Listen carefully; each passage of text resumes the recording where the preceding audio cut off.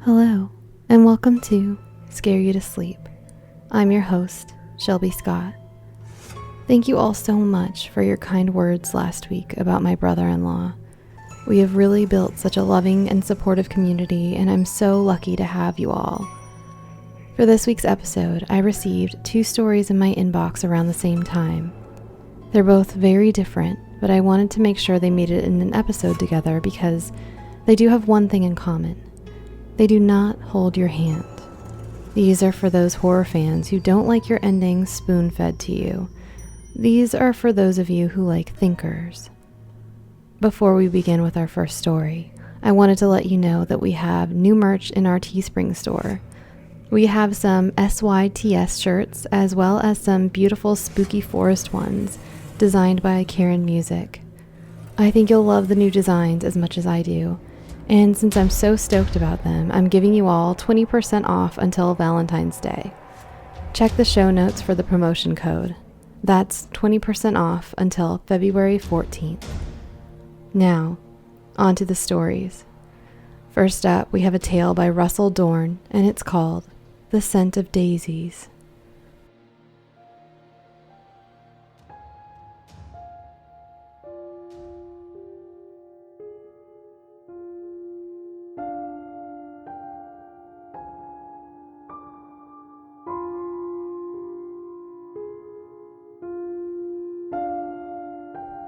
Freshly picked, the daisies looked wonderful in the all-white hallway. A little bit of yellow and green was all Julia needed to rid herself of melancholy. When she'd first arrived at the house, she loved the white walls with white trim and the white ceilings. The matching banister and curtains had struck her as elegant. It all felt so clean. As time went on, she found it difficult to think of the place as home. Portraits and family photos contrasted too much to agree with the paint job. They stood out as eyesores along with any artwork Julia nailed to the walls. Mirrors only added new angles of white and reflected her head of thinning white hair. The walls stood bare now. Without any personal effects, one could be wiped away just as easily as a smudge mark on the walls, Julia felt. Her therapist would no doubt find such thoughts concerning, but she never made appointments anymore. The price of sessions had grown beyond her means, and the trip to the city proved less than convenient. Rest and ginger tea were all the remedy she could rely on now, and the occasional bouquet of flowers. The daisies helped with something else about the house, too. The smell. Even so, Julia caught a whiff of the endearing odor still. The smell remained subtle and not altogether unpleasant in the summer and spring with the windows open. The kitchen door lined up with the front entrance and created a capable path for the air to flow. When the rain rolled in, the windows remained sealed and the smell grew heavy and oppressive, musty and thick with a disquieting presence. It often proved impossible to ignore. It had rained all week, and the odor gave reason for Julia to collect the daisies from the garden. That's where she must have gotten them, she reasoned. No, surely her husband had picked them that morning, as he did quite often. He typically presented them to her, though to enjoy the smile the romantic gesture cultivated on her lips. One of them, her or her husband, must have collected the daisies. She simply couldn't remember who. Her mind often betrayed her in such ways now. She'd lose things and find them where she hadn't expected. With age came difficulties, both physical and mental. In fact, earlier that morning she'd spent an hour searching for her radio, only to find it stored haphazardly in the garage. She hadn't the slightest idea of why she'd even bothered looking in the garage, much less why she'd have stored the radio there. If her husband had taken it to work on, a thought that crossed her mind despite him being out of the house. He would have brought it to his workbench in the basement, not the garage. Coming back into the living room, radio in hand, Julia gasped. Someone stood at the window. Inside. From the corner of her eye, the curtains sometimes took the form of a woman, lower folds rounded to create the appearance of a large skirt, when even one door or window stood open. Certainly it was this or a trick of the light now, but the curtains rose further than usual in a horizontal rebellion, and from the middle no less, too far up to be excused as the breeze, especially considering the windows were closed. Ducking back into the garage, Julia worked up the courage to look again. Her eyes watered, burning, her ears rumbled. With a deep breath, she peeked out. The room appeared empty. She crept as silently as she could towards the couch, trying to remember if she'd invited anyone over. No one came to mind. The couch hadn't been made up with sheets, and the serving tray remained stowed. She always served cucumber water to guests. Coming to the curtain, she clutched the radio, raised it to strike with what little muscle she had. With her free hand, she flung the curtain aside. Only the window resided behind it. Searching behind the armchairs and under the tables, she found no one occupied the space but her. Exhaling, she put the radio on an end table and returned the flowers to the hall, finding it difficult to swallow. A pair of voices hummed nearby. They sounded like persons speaking with hands drawn over their mouths. At first, Julia thought the radio broadcasted a commercial or talking heads, but she hadn't plugged it in yet. Stepping towards the front door, she realized a man and a woman spoke on her porch. The man's voice sounded quite familiar, and she wondered if it wasn't a distant neighbor she'd perhaps met once. No, she thought. It seemed quite a bit more familiar than that with its southern drawl, the deep baritone. Her nephew. Yes, the voice most definitely belonged to her nephew. Was he checking in after so long of an absence? Julia forced the smile off her face. She would be damned if she showed even the slightest bit of excitement. At least not until Samuel broached the subject of his absence, or at the very least, knocked. Though, if she were being completely honest, she couldn't trust her memory enough to be sure that he hadn't visited recently, yesterday even, but she felt it in her gut that he hadn't. Shuffling to the door, she pressed her ear to it. The house is haunted by it. The door distorted her nephew's voice more than it ought to, Julia thought, growing concerned that her hearing might be failing. Samuel continued. It's in the walls, it's in the floor. I would have removed it myself, but after what happened, I couldn't stand this place. So it's... Samuel grunted the way one does when nodding. Painted over, no doubt. A musty smell enveloped Julia, and if it weren't for her nephew and his uninvited guest speaking so softly, she would have moved away from the door and closer to the flowers to mask it. The daisies could always be relied upon to mask the odor. She wished the woman would move off her porch, and Samuel would come inside to explain what topic he discussed so passionately. It seemed rather rude to stand on someone else's steps to have a personal conversation. If he referred to her house having something nasty in the walls, she'd find it rather insulting. She'd cleaned religiously, after all, and her husband surely wouldn't let a disgusting menace such as rats or termites develop. Sealed, I would think, the woman said. No. Someone stomped on the porch. The door trembled. No, still here. It's very aggressive, the things it did to... The man paused, seemingly troubled. almost as troubled as Julia had grown with her nephew's lies. She had half a mind to burst out and yell, "You're the menace!" To exaggerate was one thing, but to make up nasty lies, well, it disgusted her. And for what reason? No young woman would be impressed with a man describing problems without a plan to fix them, even made-up issues. She'd have to tell her nephew that. He'd have to learn if he ever hoped to settle down. At this point, she lost interest and pulled away from the door. Let them discuss renovations and imaginary ailments if they wished. She had better things to do. They'd move away from her door eventually, or knock.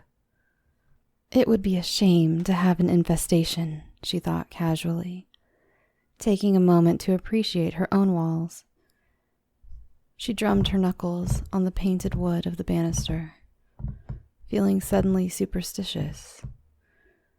Treating an infestation beyond a rogue field mouse or a hornet's nest would likely prove to be beyond her and her husband's current means if, God forbid, one should take hold. Presently, the white walls remained clean, unscratched and unsoiled. The place might not feel like home at times, but it had and it could again. She certainly felt safe inside, away from the murmurs of those on the porch. At the moment, she still found herself more annoyed than curious as to what they might be discussing. Her annoyance grew when catching a whiff of the odor. The place had grown stuffy, and she had a mind to open a window, but knew doing so would break the promise she'd just made herself. Besides, the wet weather made certain that the windows and doors remained sealed, if only to avoid damage to the hardwood floors. Arranging the flowers how she wanted them, Julia sniffed. Pollen tickled her nostrils and caused her to cough. She quickly covered her mouth for fear of being heard. She wasn't allergic to the flowers. Rather, her lungs were not in the greatest of shape. Doctors had insisted the country air would help, but she felt it had done little to improve her well-being. In fact, it seemed almost as if her condition had worsened. Though, to be fair, this might have just been the natural course wherever she took up residence. A shriek pealed through the house. For a terrifying moment, Julia feared the neighbor's slaughtered pig had returned to life, wanting its gifted slab of bacon back. But she found the tea kettle whistling as she scurried into the kitchen. Though no one with any right to be bothered milled about, Julia felt it impolite to allow the kettle to howl in such a way. Embarrassed, she hurried to remove it from the stove. When she reached for it, though, she realized the kettle had already been moved. It sat upon a cool burner. The whistling died down. After a final weak cry, the kettle fell silent. Julia first sought to find if the kettle felt hot or if she simply imagined the whistle. The steam rising from the spout told her enough. Second, she considered the kitchen door which led outside. The Dutch door remained locked tight, the windows latched. She'd been standing in the hall, the only other way out of the kitchen, and she saw and heard no one with the exception of her muffled nephew, still chatting on the porch. As far as she remembered, he didn't possess a key. With some difficulty, as if a handful of pills had been shoved into her mouth, she swallowed.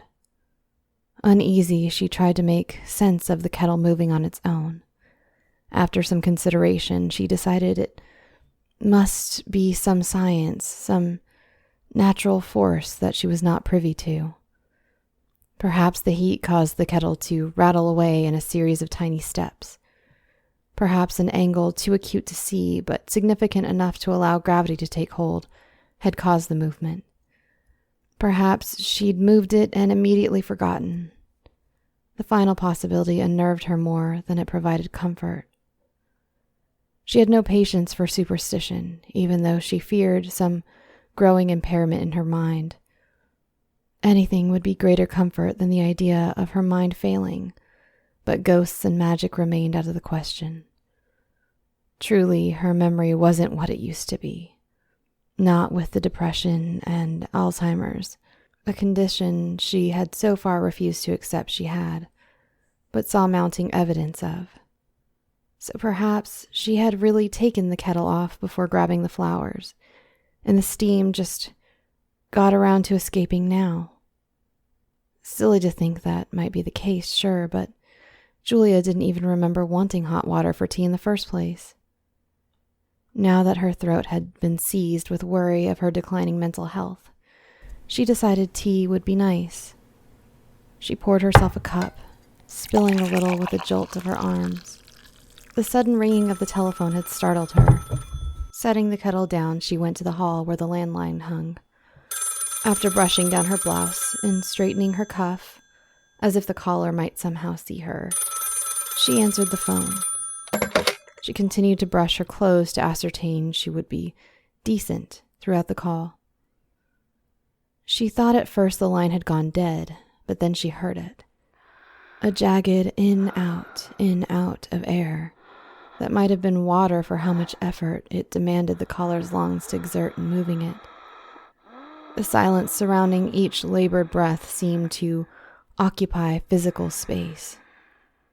These spaces yawned, hungry for substance, and set Julia on edge.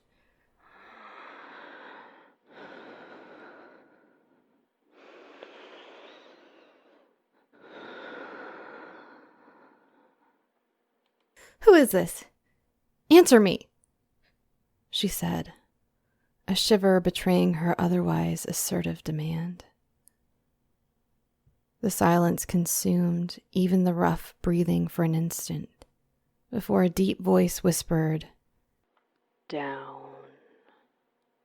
"Down," Julia repeated after waiting a moment for the voice to say more. "Down." "Who is this? And down? Down where? Don't be so obscure," she snapped in her growing alarm. "Is the phone line down? Going down? The power?"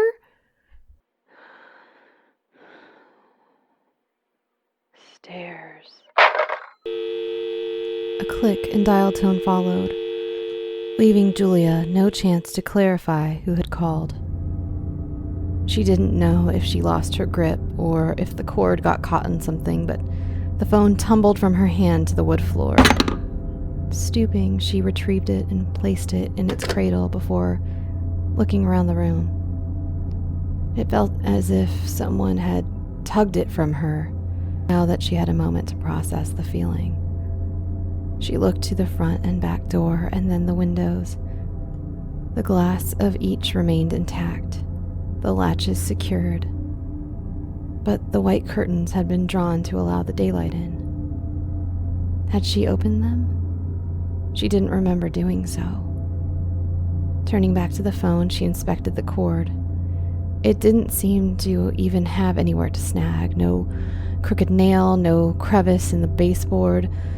Julia stood barefoot, as indecent as that was, so surely she'd have known if her own heel or toes had caught the cord.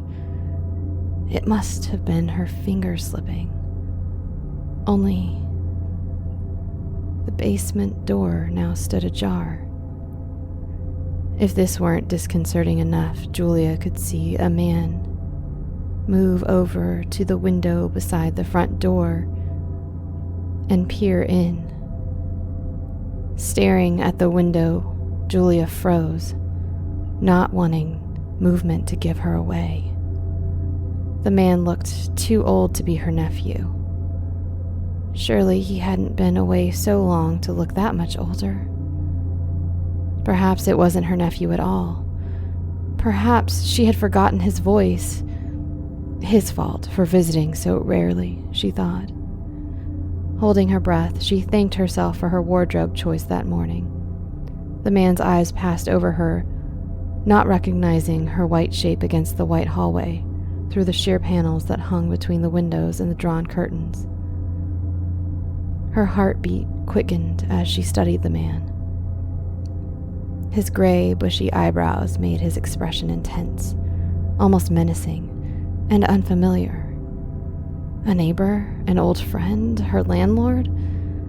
It had been so long since she signed the lease that she wasn't sure she could be trusted to recognize him. Julia leaned against the hallway wall as he cupped his hands to get a better look inside. She wanted very much to sink right into the white panels herself. The man withdrew from the window. Julia took a few deep breaths before a sound caused her to stop breathing altogether. The basement door had creaked. The voices outside had gone silent. Only the shifting noises of an old house remained. The hum of pipes in the wall, the occasional creak of beams and floorboards. Suddenly, the basement door resounded with another loud creak. The hinges needed oil, Julia thought, if only to calm herself with something mundane, for her heart had begun to race. Her forehead and palms had grown clammy. She stared into the wedge of darkness that led to the basement. Her husband must have left a hopper window open downstairs. As logical as a draft of wind was, the explanation did little to calm Julia. Inching towards the basement door, she steeled herself. She stepped closer and found herself once again holding her breath. Closer still, she inched. As she came close enough to shut the door, the phone rang again, startling her. Exhaling, she reached blindly to grab the receiver, not wanting to take her eyes off the basement entry. The moment her eyes moved from it, the darkness would pounce. Her gut told her this. Pressing her ear to the phone, she heard the same labored breathing. As she listened, she became aware of hearing the breathing was not only from her left, where the phone pressed cruelly on the folds of her ear, but also from the right. In fact, the right ear heard the breathing even more clearly. It's coming from the basement, she realized. With a clatter, Julia dropped the phone and looked towards the front window, hoping to see her nephew, or at least the man that had been peering in, whoever he might be. He had stolen his face away, though, as if it had never been there at all. Down. The voice wheezed from the dark. In a strained whisper, a death rattle, it finished. Stairs. The basement door crept open further. Julia managed to take one step back before her feet froze in place. Before she saw anything, the odor of rotten leaves and spoiled earth emerged. This odor poured from the gloom, discharged like imperceptible pus from a large boil. Only when the door opened fully and pressed flush against the hallway wall could she see the possessor of the voice. With the smell, Julia almost mistook the figure for a rotting log. But the log had shoulders, and she could make out the silhouette of a head strung between the mounds that rose only to her knees. The figure pulled itself up a step, crawling like a half-dead alligator. Near black, the figure's wrinkled forehead and a single, fleshy cheek stood out, vibrant peach in color. There were no whites to the eyes, rather polyps of a fuzzy green-black substance spilled from the hollow eye sockets in a pair of grotesque fountains. Julia. The pitiful figure spoke, expelling a puff of spores. Julia realized to her horror that the mass of green-black filth was her husband. She stumbled back and lost her balance as he reached out for her, slamming hard onto her back. Julia struggled to reclaim her breath as she witnessed stray spores floating in the air. Spores crawled over the walls too, surging from the basement, slouching outwards until the white wall had become covered in the same manner as her poor husband. He crept out of the basement before he slunk on top of her. Julia squeezed her eyes shut and wished she could seal her nostrils as she had her mouth, not even daring to scream as she felt the spores taking root in each of her pores, the sponge of her lungs, her moist eyeballs. The sensation made her nauseous. Worse still than suffering the infiltration of her organs, she thought, was the scent that seized her thoughts. How dreadful this odor smelled, for now she perceived not only the musty scent of dirt, but the stench of what lay buried in it. Flesh and pulp and organs all decayed, and Julia's nose received each with equal disgust. She smelled something else too. Daisies.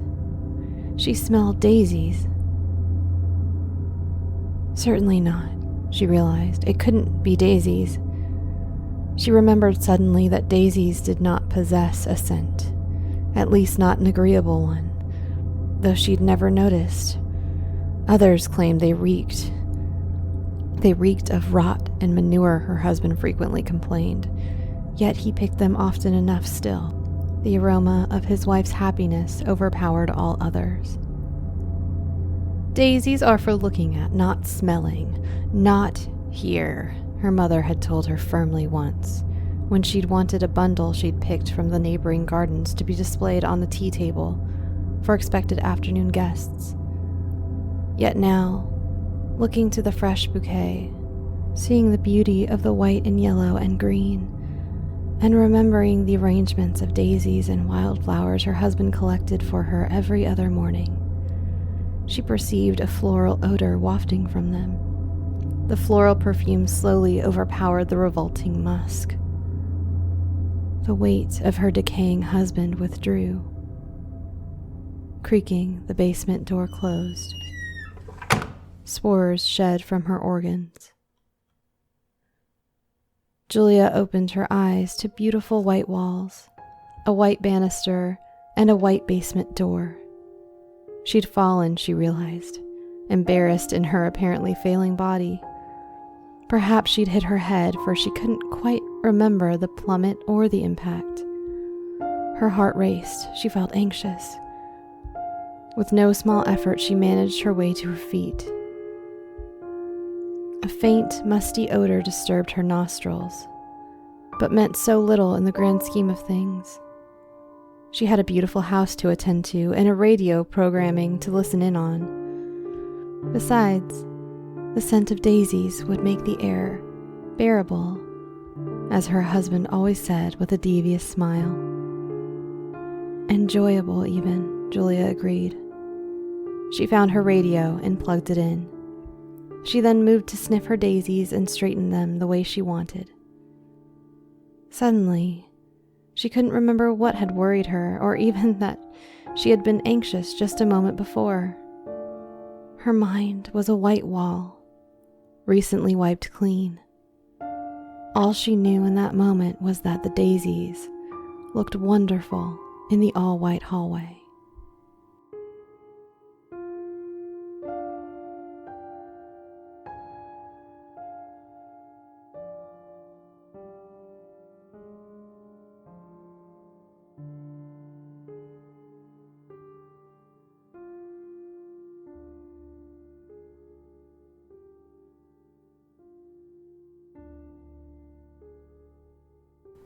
Our next story is called Tall, Dark, and Handsome by Lindsay Hepburn.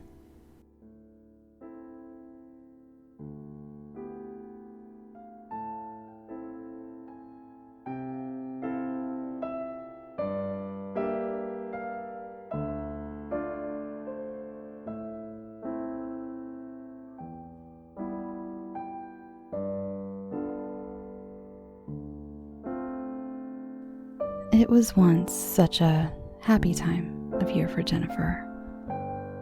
She thought that she had it all, and at one point in her life, she really did. Friends, family, a budding career, and a new husband who loved her dearly. Christmas was the one time of year for Jennifer to reunite with her family and friends in Victoria on Vancouver Island, ever since she and Clayton had followed her career to open an office in Phoenix, Arizona. It had now been about 9 years since she and Clayton had moved to Phoenix, and the Christmas trip had been less and less enjoyable. Jennifer's friends were all married with children and did not have the time to hang out with her as they once had.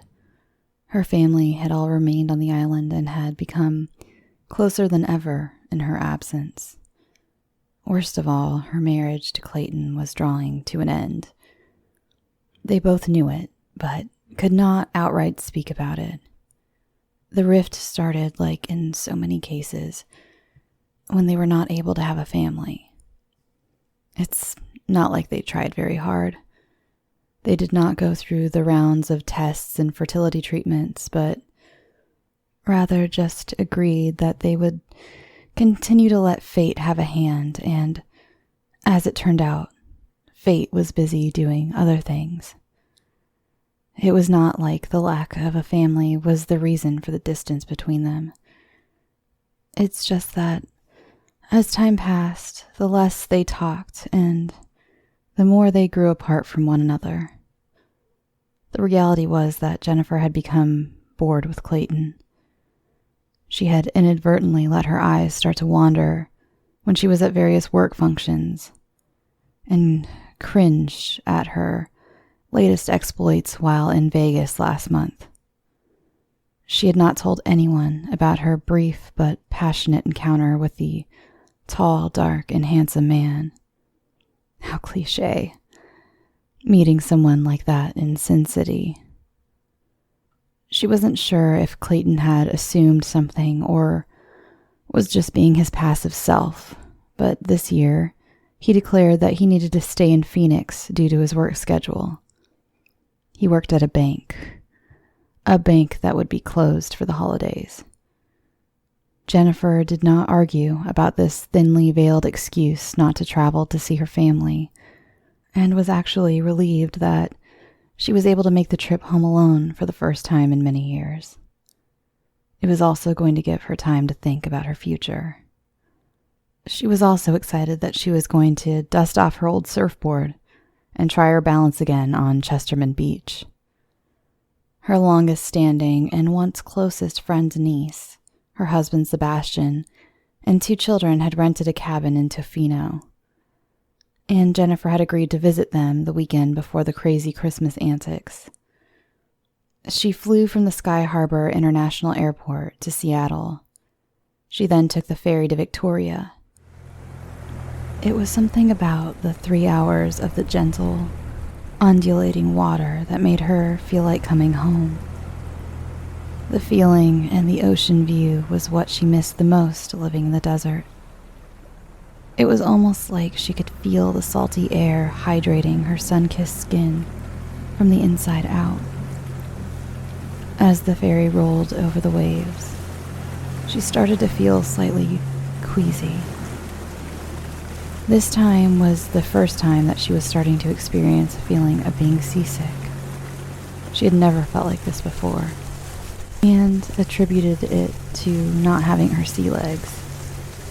She closed her eyes while standing on the bow of the ferry and let the cool air wash over her. She opened her eyes when she heard the sharp cry and whimper of a small child behind her somewhere. She assumed that some adventurous little one had misplaced their parents while playing on the ferry. But when she turned around to offer her help, she saw that she was alone on the deck. "Damn seagulls," she said out loud to no one in particular, as a shiver went up her spine and her stomach rolled. She heard Bertha roll up to the ferry station before she saw her. Bertha was the pride and joy of her father. A well-maintained 1987 Chevy station wagon. It was a big blue beast that had the quintessential faux wood panels on the side. Jennifer could not help but chuckle to herself that this car was still in action after all these years. Jennifer had 2 other siblings, a younger sister and an older brother. But of all the children, she was pretty sure that Bertha was her father's favorite. She could see her father's smiling face as he pulled up towards her with their 11-year-old family retriever, Cleo, riding shotgun. Her father got out and gave her a big squeeze, asking about the trip and about Clayton. When he opened the passenger side door for Cleo to get out, the dog slunk down on the seat, making no effort to move, and averted her eyes from Jennifer. Jennifer reached in with both hands to ruffle the dog's head and was met with a sharp nip on the wrist. "Cleo!" Jennifer shrieked as she pulled her hand back. "Don't forget who got you out of that pound and who could put you back," she snapped at the dog. Assuming it was some kind of dog dementia, Jennifer forgave her family pet, but made a note not to get too close. Hours later, after she was finished with the greetings from her family, their spouses and their rambunctious children, and they had finished dinner, it was bedtime. Jennifer had offered to read bedtime stories to her nieces and nephews, but they declined. They had acted really quiet since she arrived. The little one, especially strange, almost nervous. Her sister and brother said, almost condescendingly, that the children had not seen Jennifer in a year, and when you were little, a year is a really long time. Jennifer tried not to feel too rejected and poured herself a healthy pour of red wine and went to bed. She put in her earphones and started to play one of her favorite podcasts. She was enjoying the relaxing buzz of the red wine, the great food and warmth of family, even if it was only the adults, when she heard a baby cry. She took out one of her earphones and sat up on one elbow in bed. She listened again for the sound. It was a little strange to hear such a cry when the youngest of her nieces and nephews was 3, and what she heard sounded like a much younger cry. She put her earphones back in and took a long, long sip of the red velvety wine. There it was again. A cry. But this time it was an even younger child crying. The sound of a baby. Jennifer ripped out both earphones and jumped out of bed and ran out into the hall.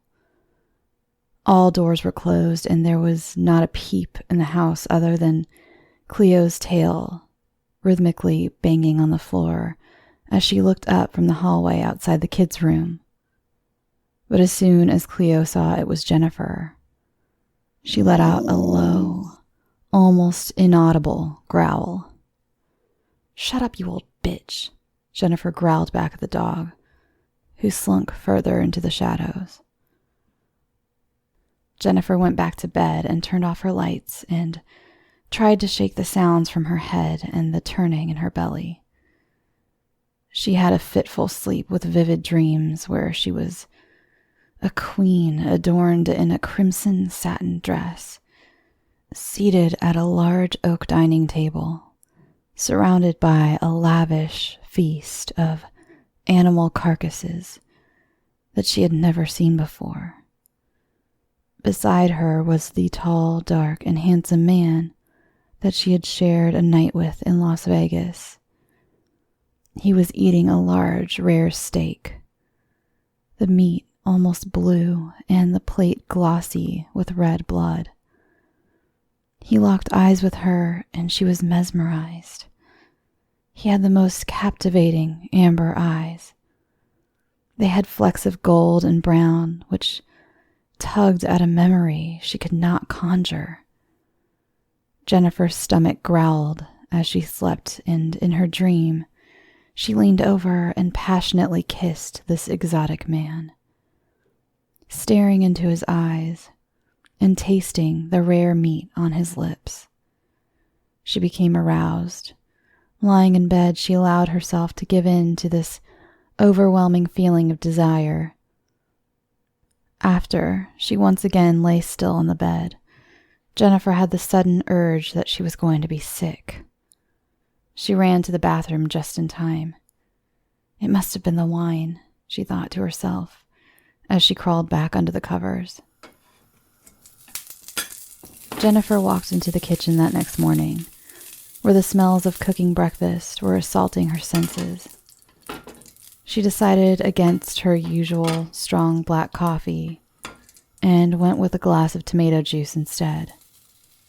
While they were seated, Jennifer asked the family if they had heard anything in the night, or if any of the children had a nightmare, but it seemed that everyone had a good, restful night of sleep, except for Jennifer and Cleo, who was now banished to the outside because of her barking.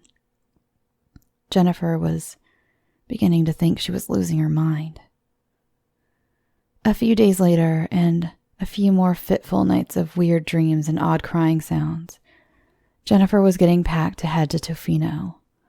It started to snow lightly in Victoria. Her mother, in her usual fashion, wanted her to stay home for the weekend, as the road to Tofino could get a little slick from time to time, and she did not want Jennifer to be stuck in Tofino for Christmas Day. It was her brother that had encouraged her to go on the trip. The children had not warmed up to Jennifer in the last few days, and Cleo was acting out of character. It was weird, but she could tell that he needed a bit of a break. A break from her. They were once so close, but she really felt the years away had taken their toll on this trip. There was so much discussion which vehicle she was going to take, but it was decided that the safest car on the road had to be the station wagon. Jennifer reluctantly agreed to take the Goliath to appease her mother, and if nothing else, she would look pretty cool rolling into Tofino with a relic from a time before most of the community had been born. By the time that she reached Cathedral Grove, a park filled with monolithic, ancient cedar trees, the rain had turned to fluffy, light snow. It had been just around 2 hours since she started out, and Jennifer decided to stop the car and stretch her legs. She popped out of the car, grabbed her camera, and started the short trek towards the path through the trees. It was nothing like the landscape in Arizona. The damp smell of foliage, hanging moss, mushrooms, fallen leaves, and fragrant wood was almost magical. Walking the path through the large, fluffy snowflakes was almost like walking in a dream. She was alone in the park. It seemed like everyone else was on the road getting somewhere. As soon as she was conscientious of her solitude, she heard a guttural cry of pain.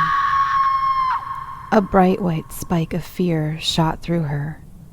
Her hands started to sweat, and she instantly ducked down.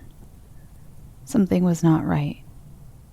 Knowing that a person alone in the woods could become prey to a cougar or a bear, she started jogging towards the station wagon. As she rounded the next corner, a large gray coastal wolf was standing in the middle of the path, staring at her with large amber eyes. She froze. She drew in a large breath and waited for it to pounce. The large wolf took a step towards her. Jennifer closed her eyes tightly and squeezed some warm tears down her cheeks and waited for the pain. She gasped in short breath when she felt something on her left leg. She could smell the pungent odor of animal and instinctively lowered her hand down to feel the coarse, damp fur of the wolf. She opened her eyes and looked down to see the wolf, rubbing its head, then body, against her leg as it walked past. She turned in awe to watch the animal look back at her before it jumped into the ferns and disappeared. Adrenaline pumping, she sprinted back to the station wagon and fumbled with the keys trying to unlock it. She frantically moved her head from side to side as she opened the door and swore that she heard the wail of a young child in pain. It was a sound that brought goosebumps across her body. She knew this had to be the wolf, but it sounded different than she had expected. She sat in the car for a moment or two, catching her breath and waiting for her heartbeat to slow. It was weird. She was as much excited as she was terrified. She looked at her phone, considering if she should call someone about the wolf, and noticed that she was out of service.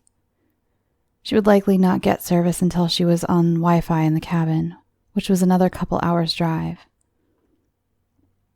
The snow was starting to come down a little harder, and she decided that she needed to leave immediately. Once she was nestled in the cabin with Denise and a glass of nice red wine in her hand, she would tell her all about this strange but magical experience. She pulled into the driveway a couple hours later and was mesmerized with the amount of jet black ravens in the trees and on the roof of the rustic cabin. They hopped along the peak of the cedar roof, but for the most part were silent. This really was such a beautiful part of the world. By the time that she unpacked and had settled in with the greetings of Denise, Sebastian, and the kids, she felt like she was living in a fog. Denise and Jennifer had laughed over the fact that she took the beast of the station wagon on the trip, and they caught up some. They were not far into their first glass of wine when Jennifer apologized, but needed to have a short nap. She could tell that Denise was bummed, but she could hardly keep her eyes open any longer. Jennifer tucked into the guest room for a short nap, but awoke when it was already dark.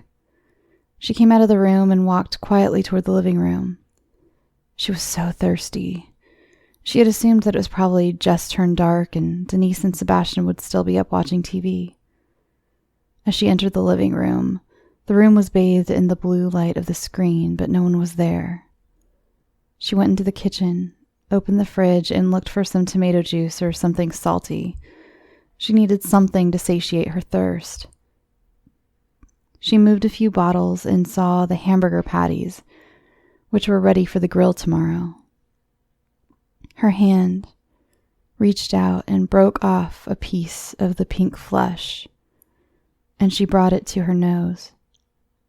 Her mouth started to water as she inhaled the metallic pang of fresh meat. She took a bite, and it was like her thirst had subsided. She reached in for another piece when she heard the footsteps down the hall. Sebastian had come back to the living room and was now looking at her, eating handfuls of meat from the fridge. She closed the fridge door and walked slowly over to him as he was standing frozen, mouth agape in the doorway. Jennifer threw both hands on his chest and hissed, "What are you looking at?" into his face as she pushed him against the other side of the hallway. She spat at his feet and went back to bed. When she woke the next morning, she was confronted by Denise, who was a mixture of concerned, confused, and angered at this weird incident in the previous evening. Denise demanded to know if Jennifer had taken drugs or something. Jennifer laughed in her face, told her to keep her fat ass out of her business, which was the start of a huge fight, and ultimately Jennifer was told to leave. She stormed out of the cabin and into a symphony of cawing ravens who had seemed to be cheering for her. She got behind the wheel and started the drive back to Victoria in the snow. A little while into her drive, the fog seemed to lift from her head. She had this dreadful feeling that she had done something wrong. She had no idea why she had acted like that to both Denise and Sebastian. She again thought that something was wrong with her. As she ascended and descended the road on the sides of the mountains, the snow continued to change from rain to snow to rain to snow. Her guilt started to get the better of her, and she reached for her phone to call Denise. She began to slow as she looked to dial her number. On this particular stretch of road, the temperature seemed to drop rapidly, and the rain-snow mix instantly froze on the road. Jennifer had a slight pang of fear as she could feel the rear wheels slip slightly on the forming black ice. Because she had slowed, the car no longer had the momentum to keep it going up the hill. The heavy wagon started to slide backwards down the icy slope. She tapped the brakes, knowing that jamming her foot down would not help. But the tapping only gave temporary reprieve from the slide. And as momentum took hold of the station wagon on the thin, black ice, she began to pick up speed. She looked into her rearview mirror, her own fearful eyes looking back at her, and began to frantically and rhythmically step on the brakes as she saw a small red Volkswagen Bug appearing closer and closer. It was no use. The lumbering station wagon had succumbed to gravity and hit the Bug square on the front left. The crash threw her head back against the headrest, and she gratefully came to a full stop in a small ditch off the side of the road. She closed her eyes for a moment. Thank God for her dad, the damage would be minimal, and overcome with a sense of gratefulness for the little red bug that stopped her from sliding down the ice-slick hill. She opened her eyes in a jolt when she heard what sounded like a bird of prey. The shriek was animalistic. Looking through the windshield in the sky, she saw nothing. The mixture of snow and rain that was continuing to heavily fall. She heard the sound again, and this time it was not an animal she heard. It was like a symphony of screams and cries that filled the chilled air. The same sounds that she had heard on the ferry, at her family's house, and the woods. Once again, that metallic taste of fear rose in her throat. When she looked in her rearview mirror again and saw the red bug picking up speed as it slid down the hill backwards. The driver jerked the wheel to the side to turn the wheels into the hill to stop the rapid sliding. When he did this, the car made a kind of cartoon-like hop back and forth as it slid sideways on the road toward the guardrails separating the road from a steep drop-off on the shoulder. Jennifer gasped, fought with her belt, fumbled with the handle of the station wagon, and jumped out. She was not sure what she should or could do, but she started running in the ditch as fast as she could around her car and toward the possessed little bug. She locked eyes with the woman in the passenger side, who was wild-eyed and screaming. Jennifer's heart was thumping so hard in her chest. She did not let go of the woman's gaze, who was clearly yelling, "Help us!" But it looked more like she was trying to play charades and cheating by mouthing the words. She could barely make out the shapes in the back seat, but swore she saw a glimpse of her tall, dark, and handsome lover staring back at her with amber eyes. Jennifer came out of the ditch and onto the slick road, and as she stepped onto the iced asphalt at full speed run, she lost her footing and slipped on the black ice, falling forward in slow motion, and slowly turning onto her right shoulder to take the blow. As she fell at an impossibly slow speed and found impact with the road, she heard a bitter metallic sound as the bug passionately kissed the guardrail. It was a high-pitched shriek of both metal bending and panic-filled voices of the passengers. When she lifted her head again, she was looking at the underside of the vehicle as it began its steep descent down the side of the mountain. She slowly got up, gripped her throbbing and likely dislocated shoulder, and cautiously but quickly moved to the edge of the gaping guardrail. The bug looked like a crumpled ball of red Christmas wrapping. It had come to a harsh stop as it caught on the stump of a giant cedar. There would be no survivors. Jennifer was screaming from the pain and shock. Her hand slowly let go of her arm and lowered to rest on her belly. Her eyes were streaming with tears, but she let out a horrendous laugh which scared her.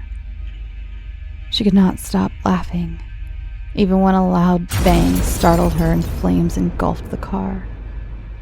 She focused on the back window of the destroyed car and saw the swinging, unmistakable yellow diamond-shaped sign, "Baby on board."